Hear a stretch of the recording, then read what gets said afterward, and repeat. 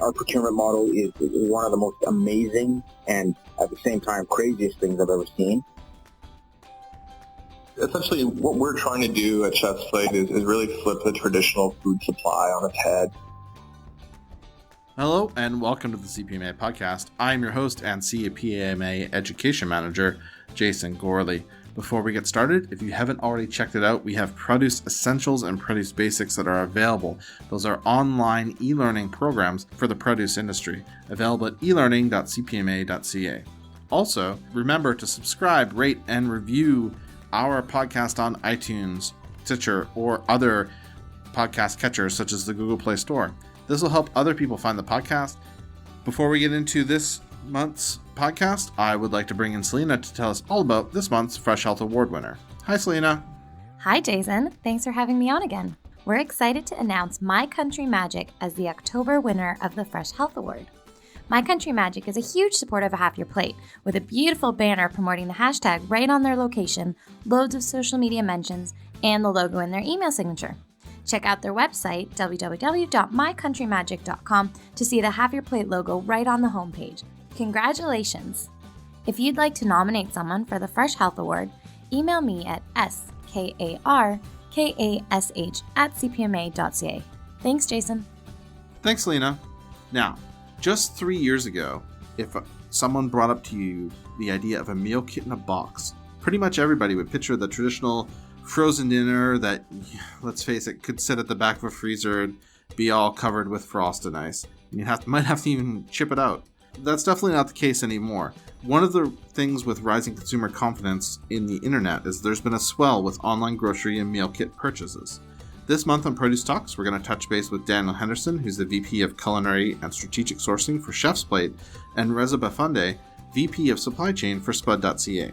We're going to discuss online purchasing, meal kits, food safety, all that fun stuff with this part of the industry as it evolves. And now, My name is Reza Bafande. I'm Vice President of Supply Chain at Bud. We try to consider ourselves one of the most sustainable and local providers with regards to grocery. I know there's all this discussion about an online company. And yes, we are an online company. We evolved from over 25 years ago with the original mindset of being an online grocer, but we've evolved to be more than that. We have storefronts now. We have Be Fresh locations around downtown Vancouver. We have Lush Lane in Alberta, which is 5 larger markets of organic providers. That's who Spud is. We offer meal kits, grocery, ready-to-eat meals, flours, sometimes even appliances as well. As long as it fits within our organizational paradigm and our customers want it, we will provide it. So my name is Daniel Henderson. I'm the Vice President of Culinary and Sourcing at Chef's Plate. And Chef's Plate is Canada's leading meal kit delivery service. We deliver 11 new recipes to our customers coast to coast. We provide full array of farm fresh products that we source locally here in Canada with partners across the country, and essentially each week has brand new sets of recipes. Great variety for our customers to choose from. I think that most people are starting to get the idea of a lot of the changes, some of the changes that are happening between consumers and retail and food service. We're seeing delivery services evolve right now, but can we do a quick explanation of how companies in your area are taking advantage of increased consumer confidence in ordering things online? I think you hit the nail on the head. It is really about consumer confidence. We've seen other industries, retail, music, have fully moved online, and so you see a lot of confidence with consumers buying product online. Food is the next or last industry really to fully evolve to an online presence, and so with that said, we're online, and we provide a service that's really about convenience and variety. And Chef's Plate, we're about, cooking made easy. So we do, for our customers, we do all the shopping, we do the meal planning, and in return, our customers get, a chef-inspired meal that's delivered directly to their door that they then can share with their family and friends. So it's an incredible experience. And really this subscription model, it really means that we're simplifying the lives of our customer. We know that Canadians are more and more time-starved today, and really with Chef's Plate, they can go about their day-to-day with the confidence to know that their meals are planned and at home waiting for them. So Reza, kind of the same question with Spud, but there's some history with Spud. Spud's been around for a long time. It survived the dot-com boom and bust from the early 2000s, right? So how is the company evolving as the consumer confidence in online is increasing? Yes, and I agree with Dan quite a bit with respect to his comments of how the overall internet market is evolving, and really grocery and food is the final frontier of the e-commerce industry. And Spud evolved or originated as a e-retailer, but to be honest, from an organizational standpoint, we really don't consider ourselves an internet company anymore. At the end of the day, we consider ourselves a customer company. And that's why we've kind of taken that model and evolved to have that storefront capability, have that medium-sized locations in Alberta. And at the same time, yes, we do offer products online, but at the end of the day, we tailor ourselves to our customer requirements in every way, shape, or form that we can. From our product offering to our internet offering, we launch meal kits as well. It is for our tailored customers in terms of the sustainability aspect of it. When a customer gets a subscription box, how much is there for them to do? And I know this may vary from service to service, but one of the big barriers that we found in terms of produce, at least in terms of consumption, is a lack of food preparation skills. Is it making it easier to help prepare food, or is it trying to break down the barrier and teach some of these food skills that people don't necessarily have anymore? Yeah, for sure. It definitely is a great tool to educate. And I think one of the great things that we feel very proud about at Chef's Play is we're getting Canadians back in their kitchens. And when you buy, as a customer, a recipe kit, we send you whole fruits, whole vegetables, unadulterated, unprocessed, unmanufactured. And our recipes are designed by our test kitchen to be cooked and on the table in 20 to 30 minutes. And we provide those photo step-by-step instructions, really with that support all the way through the cooking process, really helping our customers to build that kitchen confidence. And little tips and tricks along the way, how to dice a pepper, how to dice an onion. And we do hear customer feedback every week, which is fantastic. And it's around our customers telling us that part of their family, they have their 10 and their 11-year-old children helping them prepare dinner because they find it so fun, and they can follow along with the step-by-step instructions. And when you hear comments like that and customers telling us that, we've brought their family back together around the dinner table, and comments like this, it really, to us, means that the service is meaningful and that we're providing an experience for customers not only to have a meal with their family, but at the end of the day, giving back a skill and getting people back into the kitchen, learning how to work with whole foods, and we feel very proud about that. So was the education aspect always a focus, or was it more about just getting fresh food in there? Like, were you always aware of, we have to tackle this problem and help people to learn how to make food again?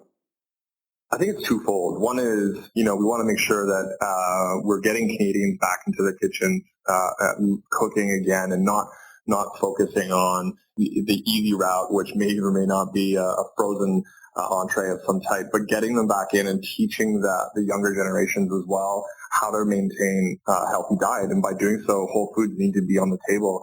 But secondly, we also want to continue to educate. And part of our sourcing plan is that we have great farm partnerships that allow us to bring raw material to the table that our customer may have never worked with before. And we educate them by telling them how to use that raw material to create a fantastic, delicious meal. And a recent example of that would be, we created a dish, a fish taco with a kohlrabi slaw.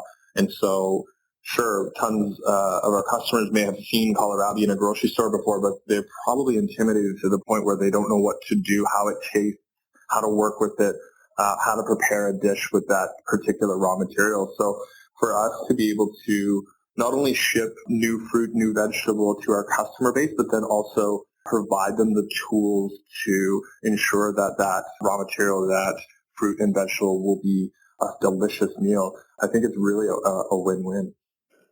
And Reza, what about Spud Solution? Do you see this food preparation skills as a key component, or is it more about having the meal kit ready for them?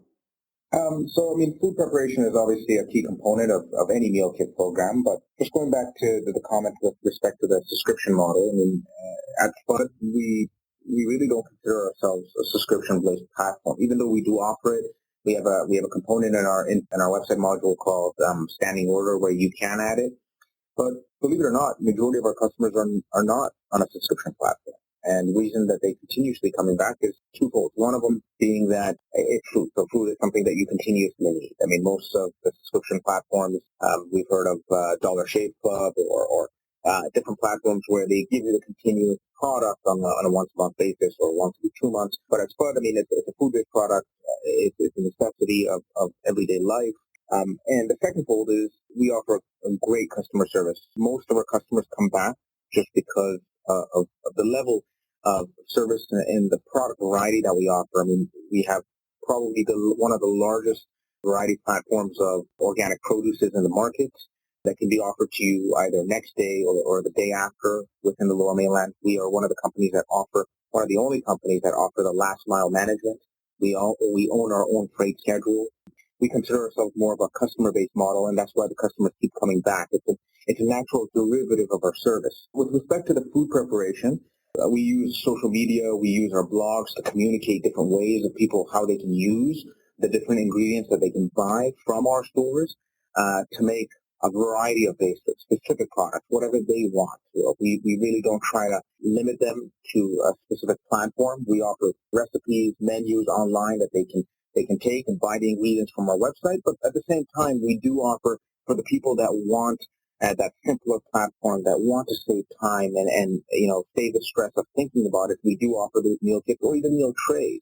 We have organic meal trays where they just have to stick it into the oven and put it on for half an hour, and all of a sudden you got a meal tray for 4, cooked, everything ready to go, to minimize even that downtime or potentially even the preparation time. But if people like the preparation time, we offer that service as well. Why is this a trend now? So this seems to be kind of a rising thing. So what's changed to allow the subscription services and the online ordering that make this work? Is the fact that the business model was tried before in the early 2000s, but now it seems to be actually working?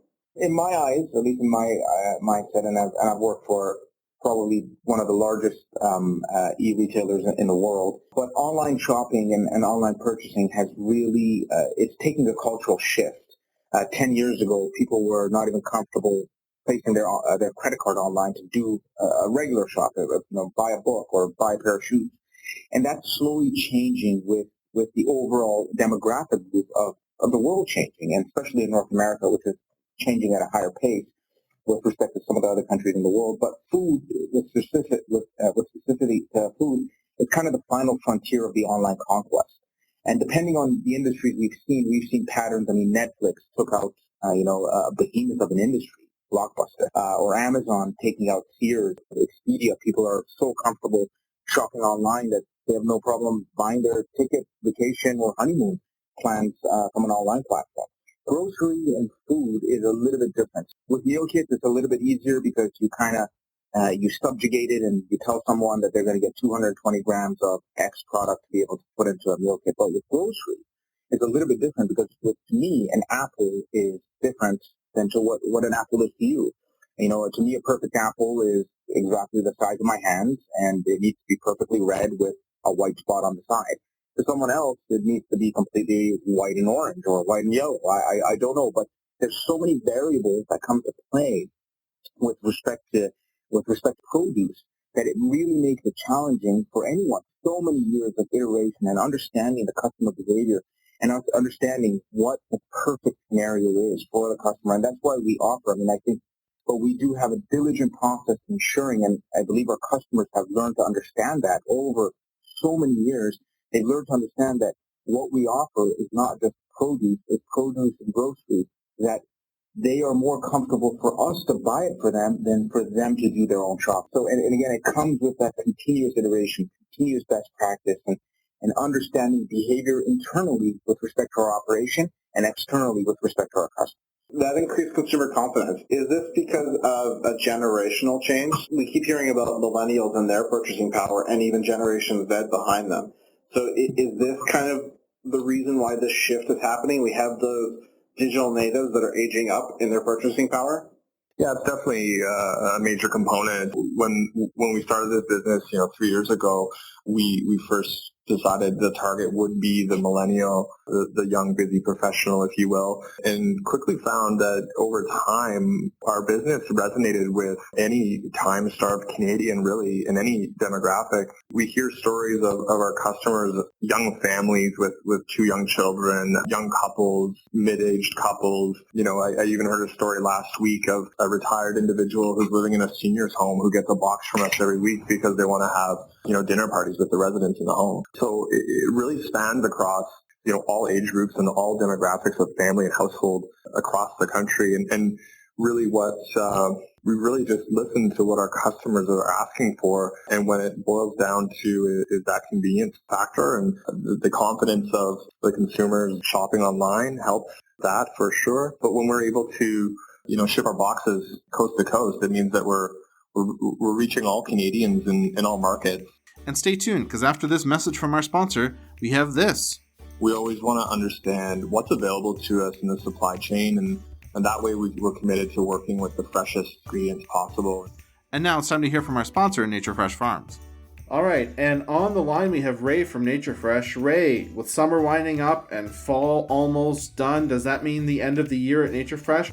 Not necessarily, Jason. Nature Fresh Farms is a year-round provider of greenhouse vegetables, and we're just entering into a next season with providing the category for our retail partners. What is happening, however, is a special event that occurs at Royal Agricultural Winter Fair in Toronto from November 3rd to 12th. It's a great opportunity for our Greenhouse Education Center to be on site to share greenhouse experience with the consumers out there. On hand, we'll have growers, we'll have IPM specialists, our marketing team will be on there to share our story and help the consumer learn a bit more about how we grow in the greenhouse. Education is a big component of our industry now and is driving our consumer interest, and we look forward to sharing our story in Toronto this year.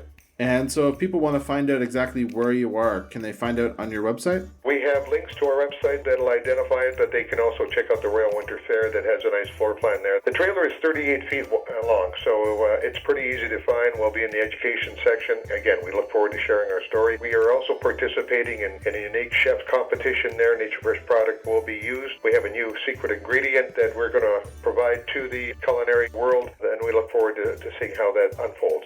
Perfect. Thanks, Ray. Thanks, Jason. And now back to the conversation. Let's pivot for a second and talk about the supply side. So when I think about this, well, particularly the meal kit and subscription model, I'm wondering, does it work sort of like a typical food service restaurant that people would be familiar with, or is this a completely different animal altogether? Yeah, for sure. Essentially, what we're trying to do at Chef's Plate is really flip the traditional food supply on its head.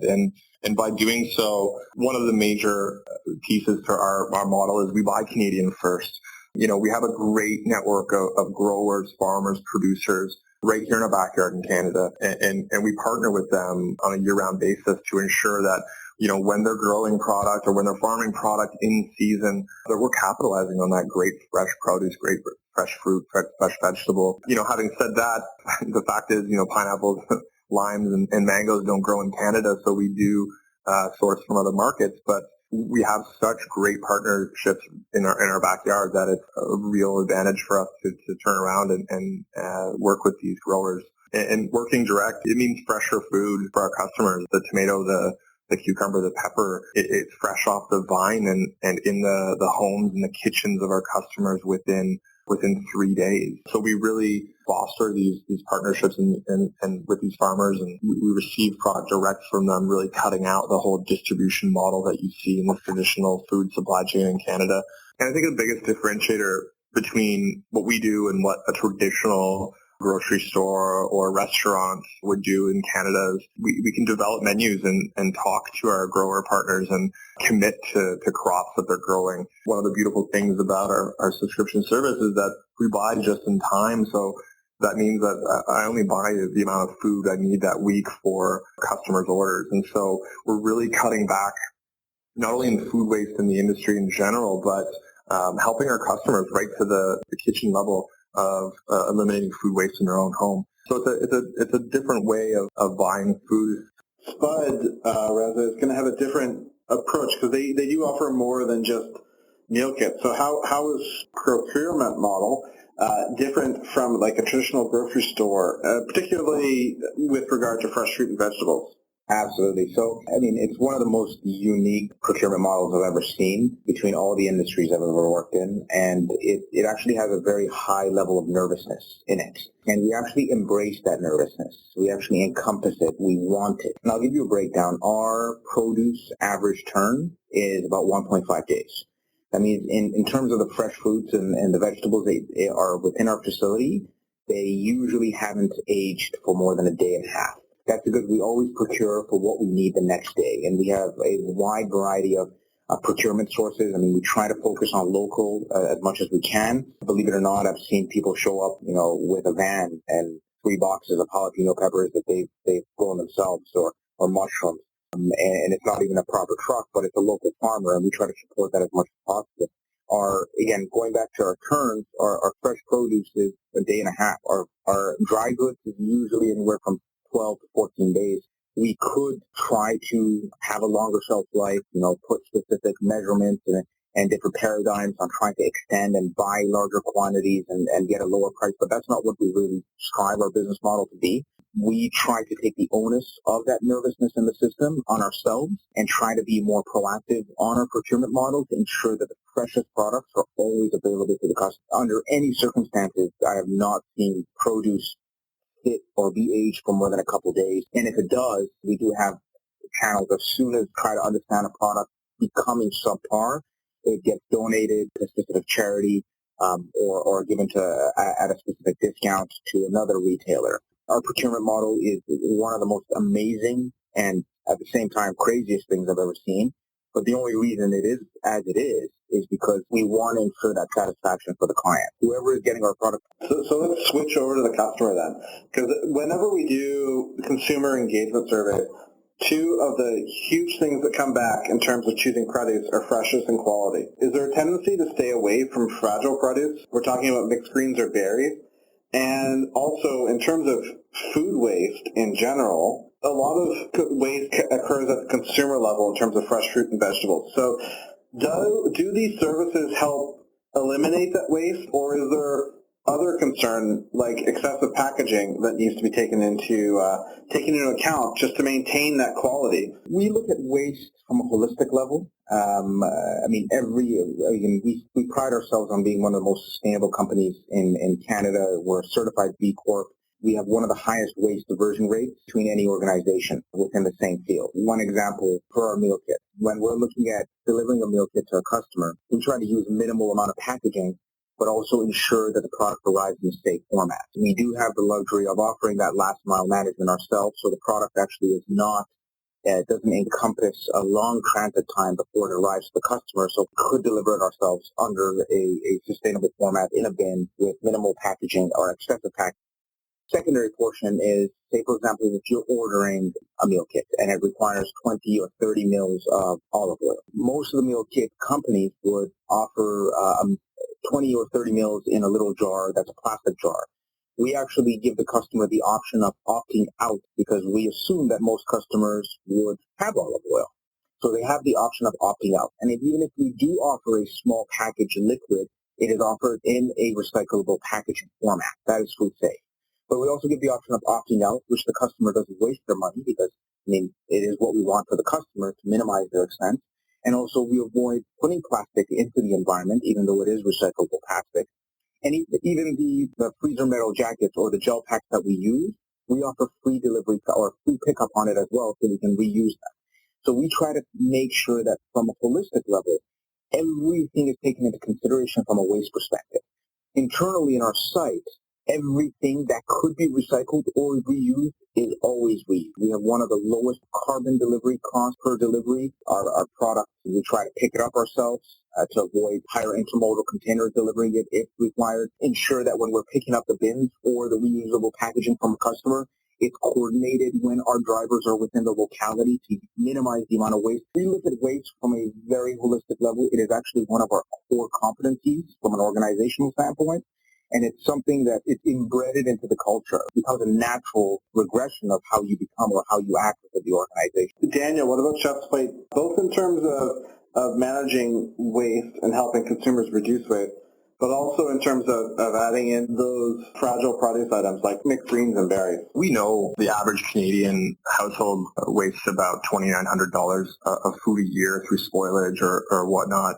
And what's beautiful about Chef's Plate is our service is, the recipes are measured down to exactly the quantity of raw material they will need to prepare that recipe. So there's quite literally no food waste whatsoever within our service for the customers at home. And with our just-in-time buying model, what it really means is, and the fact that we don't manufacture or produce really have any type of preparation to the product before it gets to the customer, the waste is extremely minimal in our facility. And as we go through week to week, any excess raw material will be donated to either one of our food bank partners across the country. So quite literally, confidently, we can say there's zero waste in our service through producing the kits themselves, but also right down to the customer level. And with respect to, those fragile produce items and so on, it goes back to really wanting the customer to experience newness through the box. And one of the things we always say that we love to hear about is our customers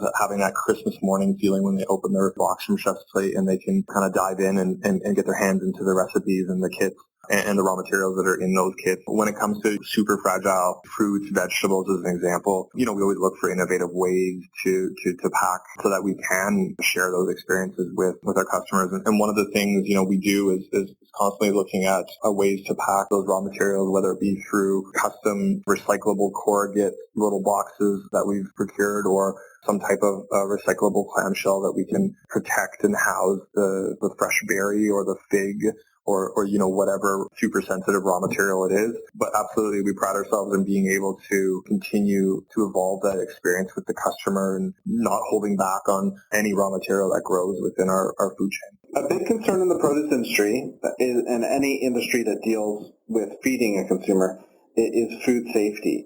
No one wants to be identified as a source of an outbreak. Brick-and-mortar retail and restaurants have fairly established systems in place, and I'm wondering, how does this translate to a model that exists as a home delivery service? One of our things our food safety specialist identified was, how do you control temperature during delivery, and what happens if no one's home to accept it?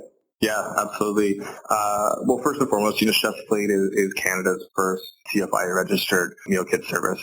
Food safety is our number one priority, and it's our number one focus throughout our facilities. The industry term is that food safety, in order to really take hold in the company and be a focus, a great focus, it has to be part of the culture. And that's what we've done. We've really, we're still a young company, but we've embraced food safety as part of our culture. And you walk through any one of our facilities or any one of our offices, and the first thing that people will talk to is our food safety parameters that we put in place while packing those recipe kits. And I think to even break it down to the simplest form, we have the kind of company-wide rule that we wouldn't serve it to our own mother. We wouldn't put it in a kit for our customer. And it's that simple, but at the end of the day, it really means that food safety is top of mind across the entire board. And so what that means is our customers can feel extremely confident with the level of safety, that the rigor that we've put the food through before it even gets to their door. Should a customer not be at their door, packaging is designed to remain food safe for up to 80 hours. So at the end of the day, we typically see customers receiving their box within 12 hours of it being on their doorstep or less. But if there had been a situation where they're away from the home, or they have to be late coming back from work or what have you, that box is a 0 to 4 degree temperature for up to 80 hours. And so the other benefit that we have for our consumer is that unlimited delivery addresses they can apply to their account too. So we do see a lot of our customers getting boxes delivered directly to their office or their cottage, or maybe perhaps a friend's house if they're having a dinner party or something like that. So there's lots of options to flex outside of the normal delivery schedule, but also the level of sophistication that we put around the packaging of our boxes. What about precautions that are taken to prevent cross-contamination between raw and ready-to-eat components? Is that a huge consideration as well? Yeah, it definitely is. And with our CFIA registration, we have very strict QMP and processes and SOPs in place to manage the proper segregation of raw materials, ready-to-eat materials. The allergens that come into our facility are segregated into a separate room. We have full regulatory labeling that you would find at a retail level, grocery store. And so we have full transparency to our customers with respect to, what raw materials are actually inside that kit, right down to the subcomponents of all the ingredients that are inside the recipe, full nutrition facts tables. We provide the allergen statements. And by virtue of being able to do that, we've segregated all those potential cross-contaminants right at the facility level as soon as they come in the door. The level of food safety is extremely diligent. Does that include right to the consumer information? Do they also receive education parts about avoiding cross-contamination? Yeah, absolutely. So during the development of the recipe, we always take into consideration the steps that they need to take in order to, as an example, not cut raw meat before they cut vegetable, those types of things, and cross-contaminating at home. So we always try to educate through the actual process and experience of cooking with us, and through our regulatory labeling as well. There's also safe food handling and proper cooking temperatures and all of the basics that we feel are helping Canadians be food safe at home as well. I mean, there's a massive component to the food and beverage industry in general, and there's rules and regulations that we all follow. But in order for the consumer to feel confident at home right to the finished plate, we also educate. So that's the consumer-facing side. Reza, if we turn to the supplier-facing side, is food safety readiness a requirement for a lot of your suppliers? Do you look at things like GFSI certification? And I'm wondering how traceability is handled in this model as opposed to how it would be handled with a brick and mortar operation. So to answer your question, depending on the type of product, we do have different we have a vendor management system or a vendor management scorecard to identify each, again, depending on the specific product, what kind of protocols a specific vendor needs to go through to be able to be an approved product provider for our website to our customers. And again, safety is a very big component of it. In terms of traceability, again, we operate through a very lean operation. So most of our inventory as it's delivered, we can trace it back to the exact lot code, to the exact date of purchase, to the exact vendor. So the traceability is there. In terms of our internal operation, I mean, we have a very comprehensive safety program, especially when it comes to our kitchen aspect of the business, that all of our people have to go through a specific training program aside from having their own safety certifications. Again, depending on the role, there's different requirements. Then we have a hazard log, different protocols. We have someone in charge from a safety aspect in that side of the business. And again, most of the contamination or hazards happen at the point when temperature becomes an issue. We follow a very strict protocol of the Appendix 3 by the CFIA with respect to compatibility of fruits, vegetables, and meats, where we've actually outlined to the team every specific product, the optimal temperature that it needs to be in to avoid any sort of issue or any potential health problem for the consumer. With respect to the packaging aspect of the business, we have specific protocols that need to segregate meats from products or how they're packed, and then they need to be isolated in their own FMJ package or their freezer metal jacket, and then they go in with dry ice to ensure that the temperature remains very low temperature to ensure a safety during delivery. Aside from that, going back to my broken record, we do own our own fleet, and every single one of our vehicles is equipped with a temperature control. They're reefer vehicles. So we not only control, but we also have a way of monitoring and being transparent with respect to the transit of that product as well. And again, most of our product, we have the luxury of it not being in transit for more than an hour or two, potentially 3 or 4, but never more than even half a day. So my last question is all about trends, and particularly related to produce. So when you're creating meal kits and recipes and menus and online offering, how important is it to stay on top of trends in the consumer taste? For instance, a couple of years ago, well, more than a couple of years ago at this point, but kale was a huge thing and it exploded out of nowhere. Now we're seeing a big rise in ethnic produce. So what's the trick to find that new trend? Or is it a developing a mix of known and unknown tastes and introducing consumers to new tastes while still having old standbys? Sure. With respect to trends, I mean, most of the trends are developed by the customers, and then it becomes a competitive battle between organizations to try to identify how to exploit this one specific trend. At least from my current understanding, and I've been with the organization for 5 months, from what I see from a totality perspective, we really don't focus much on trends. I mean, focusing on trends is really focusing on the competitor and understanding what the competitor is doing so you can react to it. At the end of the day, we focus on what our customers want. We have some of the most responsive customers that I've ever seen.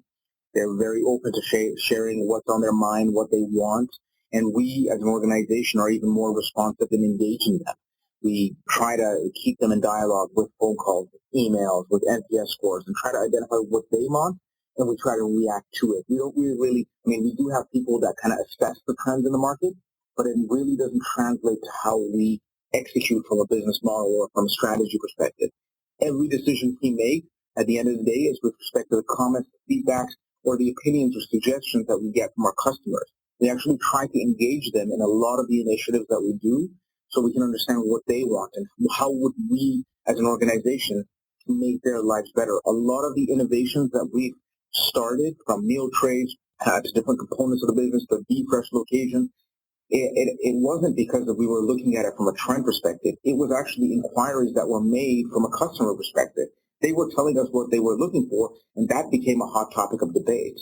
And we actually reacted to it, and they've proven very, very fruitful for both the customer and from us from a business perspective.